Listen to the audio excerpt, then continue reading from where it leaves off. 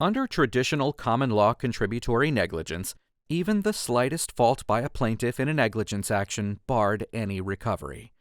Under a modern comparative negligence regime, however, the plaintiff's negligence merely reduces any recovery by the percentage of fault attributable to the plaintiff.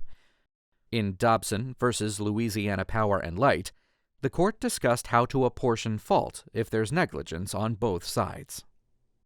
Self-taught novice tree trimmer Dwane Dobson was removing a tree from a private backyard adjacent to a right-of-way for a Louisiana Power and Light high-voltage distribution line. Dobson was electrocuted and died after his safety line, reinforced with metal wire, touched the uninsulated 8,000-volt distribution line. Dobson's surviving spouse, Terry, filed a wrongful death action against Louisiana Power. A Louisiana Power employee testified that he'd spoken with Dobson twice, but couldn't recall whether he'd specifically warned Dobson about the high-voltage lines.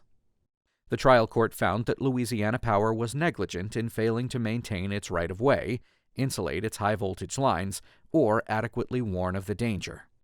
Concluding that Dobson wasn't negligent because he was unaware of the extreme hazard the uninsulated power line created, the trial court awarded Terry over $1 million in damages. The Louisiana Court of Appeal affirmed regarding Louisiana Power's negligence, but determined that Dobson was also negligent, reducing the award by 70% to account for Dobson's comparative fault. The Louisiana Supreme Court granted review.